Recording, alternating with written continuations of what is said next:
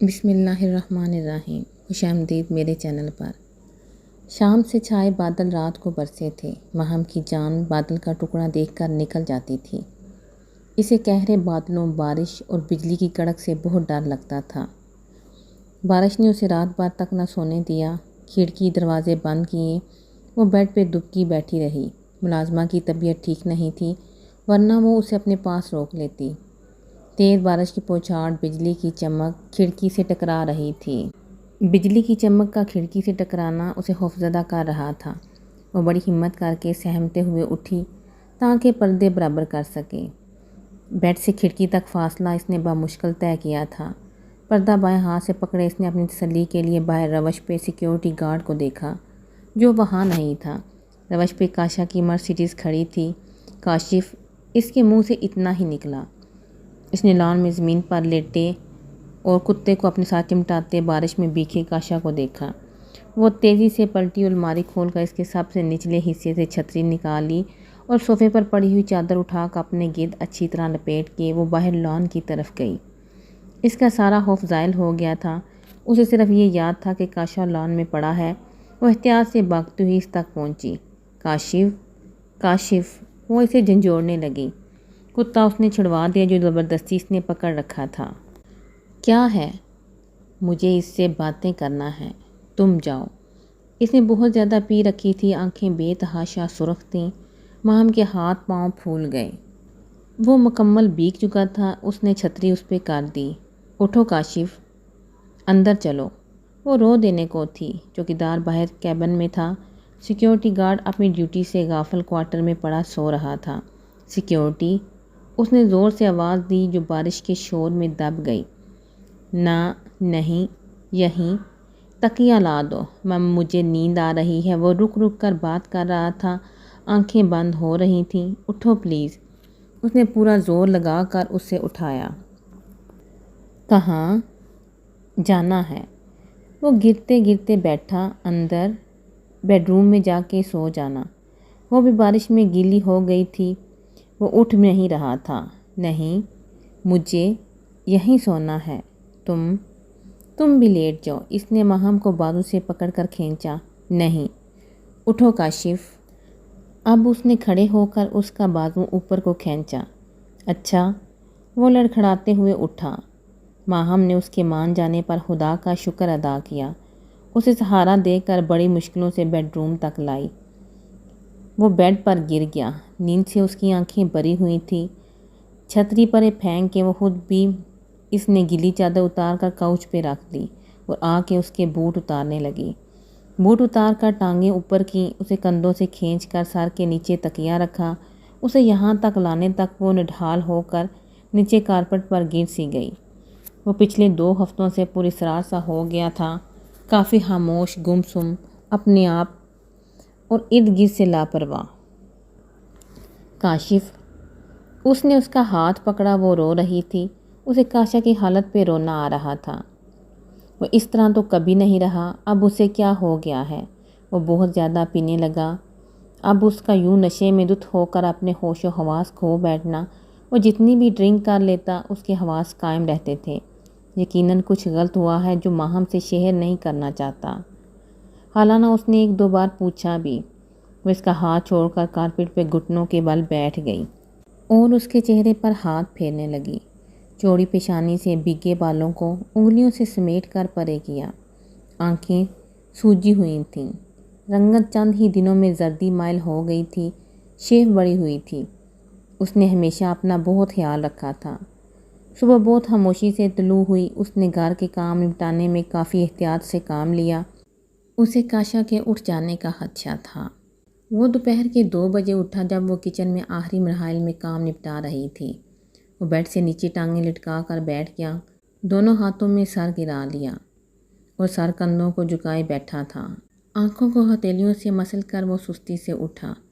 Glass بھر کر پیتے ہوئے اپنے محسوس ریفریجریٹر کی طرف آیا۔ ابھی اس نے کین ہاتھ میں پکڑا ہی تھا کہ یکدم اس کی نظر اپنی شرٹ پہ چلی گئی۔ کین واپس رکھ کر وہ پلٹا۔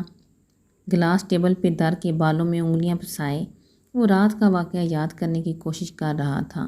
کچھ یاد تھا، اور پھر یہ بھی کہ اس نے کل یہ کپڑے نہیں پہنے تھے۔ بارش کا خیال آتے ہی اس نے زور سے ماہم کو پکارا۔ ماہم! دوسری پکار پہ وہ حاضر تھی۔ جی، اس کی بخلاہٹ بہت واضح تھی۔ رات کیا ہوا تھا؟ اس کا لہجہ تفتیشی تھا۔ رات بارش ہوئی تھی اور آپ بہت ڈرنک کیے ہوئے تھے۔ وہ آنکھوں میں نمی لیے پلٹی کہ کاشا نے اس کی کلائی جگڑ لی۔ کیوں کر رہے ہو ایسا؟ تم اتنے کیئر لیس تو کبھی نہیں تھے۔ رات تم نشے میں اگر کسی سے گاڑی ٹکرا جاتی یا پولیس تمہیں اریسٹ کر لیتی تو؟ اگر اپنا خیال نہیں رکھنا تو مجھے رکھ لینے دو۔ مجھے تمہاری غفلت قطعاً برداشت نہیں ہو پا رہی۔ تم لاکھ برے سہی مگر تمہیں تکلیف میں دیکھنا میرے بس سے باہر ہے۔ پلیز سنبھالو خود کو۔ اس کے مقابل کھڑے ہو کر یہ سب کہتے ہوئے اس کے آنسو نکل رہے تھے۔ میرا سوٹ کیس تیار کر دو۔ اس سے نظریں چرا کے بڑا دھیما بولا۔ کہاں جا رہے ہو؟ امریکہ۔ امریکہ جا رہا ہوں۔ وہ ابھی نظریں چرائے ہوئے تھا۔ امریکہ؟ تم امریکہ کیوں؟ کاشا نے اس کا جملہ پورے ہونے سے پہلے ہی اس کے منہ پہ ہاتھ رکھ دیا۔ تم کہتی ہو میں بہت برا ہوں مگر جھوٹا نہیں۔ آئی سویئر زندگی میں پہلی بار سچ بولنے کے لیے ہمت نہیں کر پا رہا۔ And I request you please کچھ نہ پوچھو، تھوڑا انتظار کر لو، پھر سب کچھ پتہ لگ جائے گا۔ اس کے گالوں سے آنسو پونچھ کے اس نے ماہم کو سینے سے لگا لیا۔ وہ واش روم سے ہاتھ سے بھی پانی چہرے سے پونچھتا باہر نکلا۔ ابھی وہ آفس سے آیا تھا۔ رحیم خان پانی کا گلاس لیے کھڑا تھا۔ Thank you. اس نے گلاس پکڑ لیا۔ کاشا صاحب آیا تھا۔ رحیم خان نے اطلاع دی۔ وہ پانی پیتے پیتے رک گیا۔ کیا کہہ رہا تھا؟ آپ کے لیے میسج چھوڑا ہے۔ رات 10 بجے ایئرپورٹ پہنچ جائیں۔ وہ امریکہ جا رہے ہیں، آپ سے ملاقات ضروری ہے۔ رحیم خان اسے سوچوں میں گرا چھوڑ کے چلا گیا۔ کاشا نے اس سے اپنے امریکہ جانے کی خواہش کا ذکر کیا تھا جس کے لیے وہ لیلا کو سیڑھی کے طور پر استعمال کر رہا تھا۔ اس بات پر ان دونوں کے درمیان تھوڑی بحث بھی ہوئی تھی۔ کاشا نے لیلا سے شادی اسی لیے کی اور ماہم کا گھر بھی سیل کر دیا۔ تب بھی غنی کے دماغ کے کسی خانے میں بھی یہ نہیں تھا کہ وہ امریکہ چلا جائے گا۔ اس سے قبل اس نے کبھی امریکہ جانے کی خواہش کا ذکر نہیں کیا تھا اور نہ ہی غنی نے کبھی اتنے سالوں میں اس کی باتوں سے پردیس کی خوشبو آئی تھی۔ مگر جو اب اس نے امریکہ جانے کا شوشہ چھوڑ دیا تھا، جیسے غنی نے اپنی مصروفیات میں اسے بلا دیا تھا۔ کاشا کی فطرت سے واقف ہونے کے باوجود وہ اس سے اتنا رنجیدہ نہیں تھا اور نہ ہی جھوٹ بولتا تھا۔ غنی نے اس کی وہ بات فراموش کر دی تھی۔ وہ آج رات اچانک چپ چاپ ناراض یہ ملک چھوڑ کے جا رہا ہے۔ غنی اس سے ناراض نہیں تھا، نہ ہی وہ ناراضی کے سرسا کو اتنا طول دینا چاہتا تھا۔ بدلہ شعوری طور پر کاشا کا انتظار رہا تھا اور شاید ایسا ہی کچھ انتظار کاشا کو بھی رہا تھا۔ پورے 10 بجے اس نے اپنی گاڑی سٹینڈ پہ لگائی۔ اسے کاشا کا یوں جانے پہ دکھ تھا۔ کئی بار اس کا جی چاہا کہ عین وقت پر بھی نہ جائے مگر وہ ایسا نہیں کر سکتا تھا، کرنا مشکل تھا۔ ایئرپورٹ پر کافی گہما گہمی تھی۔ اس نے متلاشی نگاہیں ادھر ادھر دوڑائیں۔ اتنے رش میں یکدم شناسا چہرہ تلاشنا کافی مشکل تھا۔ وہ موبائل نکال کر کاشا کو کال کرنے لگا۔ غنی؟ بہت عرصہ بعد اس نے غنی کا نام پکارا تھا۔ ہاں کاشا، میں ایئرپورٹ پر ہوں، تم؟ موبائل جیب میں رکھ کر وہ اس کی طرف بڑھ گیا۔ اس نے تھوڑے سے فاصلے سے ہی کاشا کو دیکھ لیا مگر پہچاننا مشکل سے۔ اس نے داڑھی رکھ لی تھی۔ غنی نے دور سے ہی دیکھا۔ غنی پہ نظر پڑتے ہی اس نے اپنے ساتھ لیلا کو بیگ پکڑا کر جنگلے کی دوسری طرف جانے کو کہا۔ وہ دونوں ایک دوسرے کے قریب پہنچ کر رکے، چند لمحے خاموش رہے۔ غنی کو سینے سے لگانے میں کاشا نے پہل کی۔ نہیں آیا نا تم؟ اس نے گلے لگتے ہی شکوہ کیا۔ تو نے بلایا ہی کب؟ اب خود آ گیا ہوں، میں تیرا انتظار۔ وہ دونوں ایک ساتھ بولے، ایک دوسرے کی طرف دیکھ کر مسکرانے لگے۔ کیوں جا رہا ہے امریکہ؟ روکا تھا میں نے تجھے، تو نے میری کبھی نہیں مانی، کر لی اپنی مرضی۔ غنی بہت دکھ سے یہ سب کہہ رہا تھا۔ تو ہمیشہ کہتا تھا میں بہت لکی ہوں، آلویز ونر بھی، but you really don't know یار، I am just loser. Ghani کو یقین نہیں آ رہا تھا یہ سب کاشا کہہ رہا ہے۔ غنی نے بہت غور سے اسے دیکھا۔ اس کا لہجہ اور انداز بہت تھکے تھکے سے تھے۔ آنکھیں بھی سرخ تھیں، بڑی ہوئی شیپ اور زردی مائل رنگت، آنکھوں کے نیچے سیاہی مائل سے ہلکے۔ اسے کیا ہو گیا ہے؟ اس طرح سے کیوں سوچنے لگا ہے؟ اتنی نا امیدی کاشا، وہ حیران تھا۔ نا امیدی نہیں، زندگی کی حقیقت ہے۔ اس نے ذرا پیچھے مڑ کر جنگلے کے اس پار دیکھا۔ ماہم کا کیا کیا؟ غنی نے جنگلے کے اس پار منتظر لیلا کو دیکھا۔ اسے ماہم کا خیال آ گیا۔ کاشا اس سوال پہ کسی گہری سوچ میں ڈوب گیا۔ میں نے اپنی زندگی میں شاید 2 عورتوں سے محبت کی ہے۔ ان میں سے ایک میری ماں ہے۔ مجھے بہت سال لگے یہ اعتراف کرنے میں۔ بلیو می یار، مجھ سے دوگلا پن بن کر نہیں جیا جاتا۔ میں نے ڈیسائیڈ کر لیا تھا کہ ہر برائی چھوڑ چھاڑ کر ایک صاف ستھری لائف گزاروں گا، بٹ ناٹ۔ یہاں بدقسمت نے دوسری بار میرا دامن تھام لیا۔ وہ جو شارک سے بھی زیادہ قریب تر ہے، آئی سویر یار، اسے بھی میری توبہ قبول نہیں۔ میں نے کبھی اس سے نہیں مانگا، اسے نہیں پکارا، مگر وہ صرف مانگنے والوں کو ہی نہیں دیتا، سب کو دیتا ہے، مگر مجھے نہیں دیا۔ ایک عورت ہی مانگی تھی نا، کیا جاتا اس کا؟ میں نے بہت کوشش کی غنی، مگر میں ہار گیا۔ وہ بولتے بولتے تھک گیا۔ اس کا ہاتھ غنی کے کندھے پہ تھا۔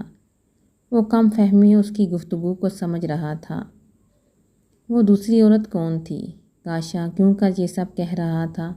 اس کے اندر اتنی بڑی تبدیلی کیسے آ گئی؟ اور محبت سے اس کا لین دین کبھی نہیں رہا۔ دوسری عورت؟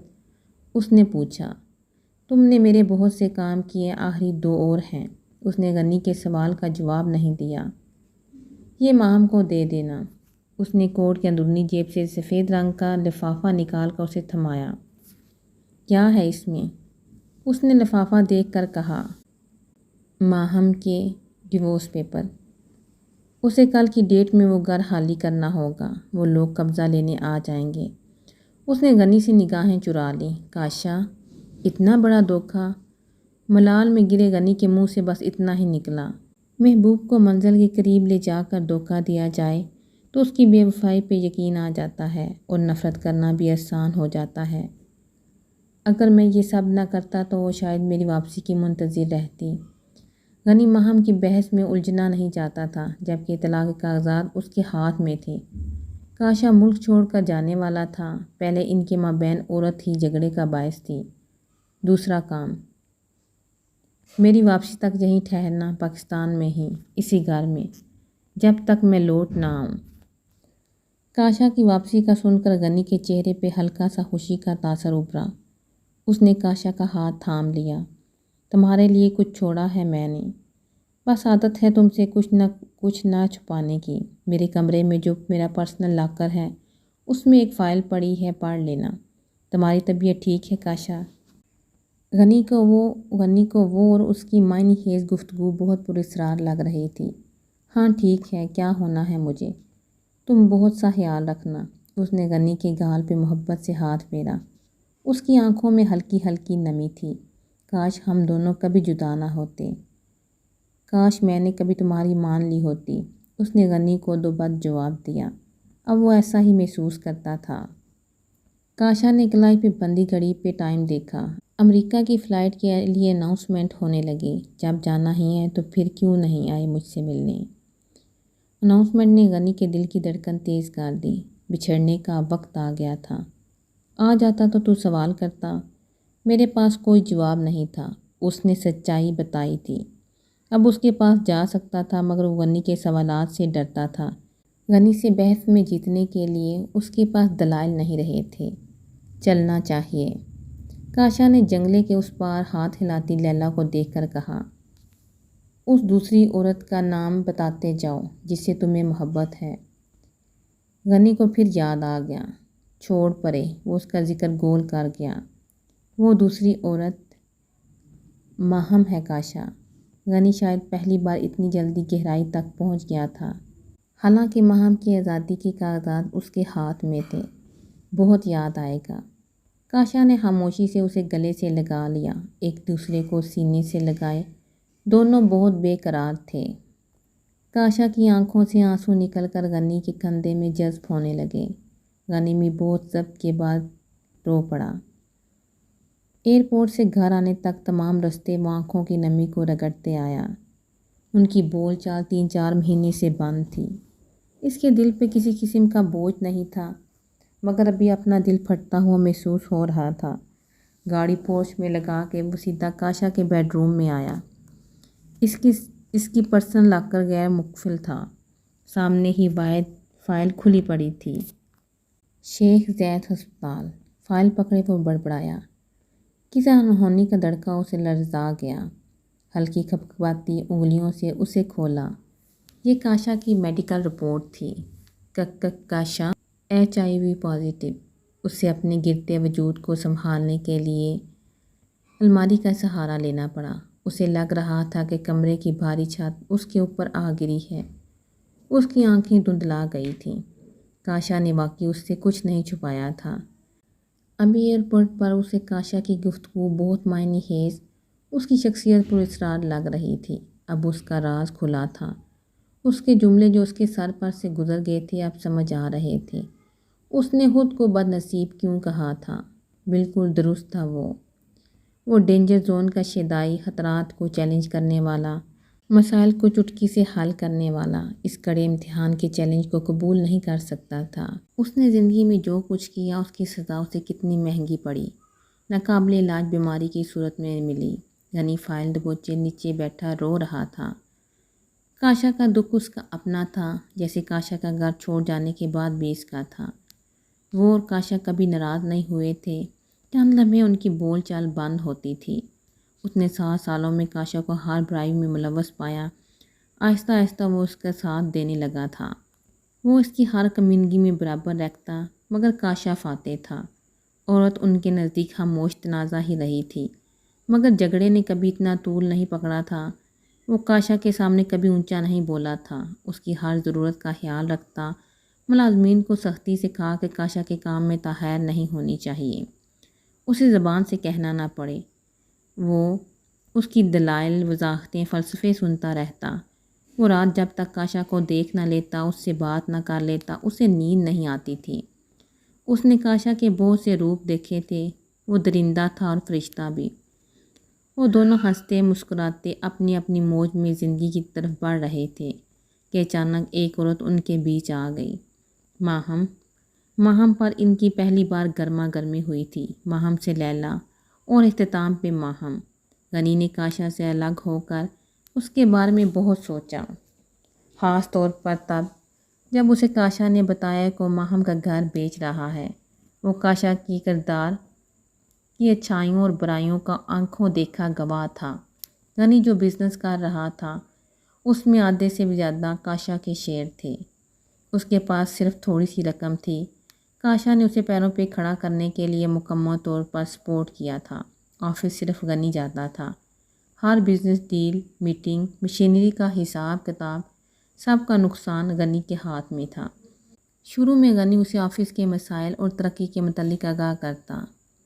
تب اس نے نوٹس کیا کہ کاشا کو بزنس میں ذرا دلچسپی نہیں۔ وہ بولتا جاتا، کاشا کی لاپرواہی عروج پر ہوتی۔ اس نے غنی سے کبھی حساب کتاب نہیں کیا تھا۔